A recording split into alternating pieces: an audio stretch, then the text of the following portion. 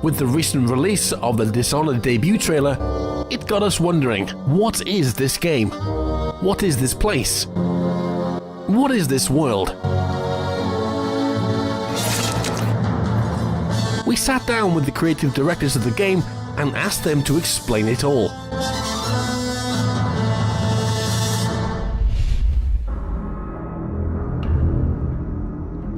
So that's about half of a mission, and it takes place in the bathhouse called the Golden Cat, and you had to eliminate two targets called the Pendleton brothers. They're twins, and they are randomly positioned in the bathhouse, and you have to either infiltrate quietly, use your powers to sneak around and then like eliminate them, or you could go like more the brute force way and just be the supernatural assassin in a Darth Maul way.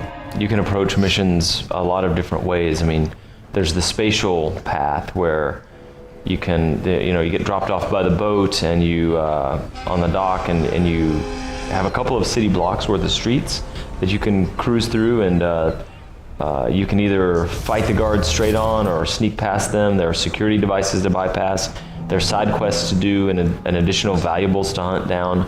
And sometimes that will lead you into the final mission location in a different way, like over the rooftops or through a back alley or something. And then there's the fact that you can play straight up combat or stealth. You can ghost the game. You can literally spare every single person, including your targets. You can find some alternate way to neutralize them. Then there are the powers that you have. No one can afford all the powers, so you might have acquired and upgraded a different set of powers than I did, and a different set of bone charms, and a different set of weapon upgrades. And then there's how complete you are. You might have listened and eavesdropped on every conversation and followed up every line of dialogue with a side character. So your experience and mine in passing through one mission can be very different in Dishonored.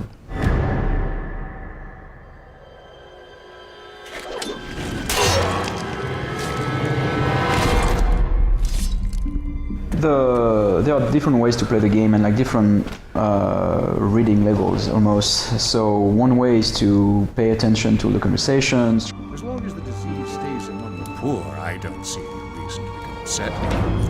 You, outside the door! What are you doing? Try to find some notes, read some books to get more information about things, and maybe even like get more content in a way. You find some secret access to a safe and get some coins or some resource, or some more elegant way to eliminate the target. Or you can play the more direct way, which is, hey, you know what, I'm just gonna have fun and in a very brutal way. And in this case, you have to, you just like go melee combat or use your guns and resource, cast some powers to take advantage of on your enemies.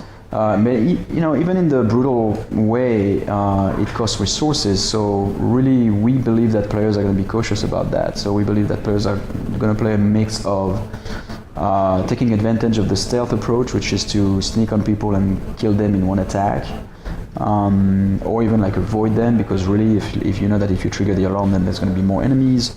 And then whenever things go wrong, whenever they got caught, then the enemies pound on them, and then suddenly they have to use some powers and some resources in general, like either gadgets which are consumable, to get away from the situation.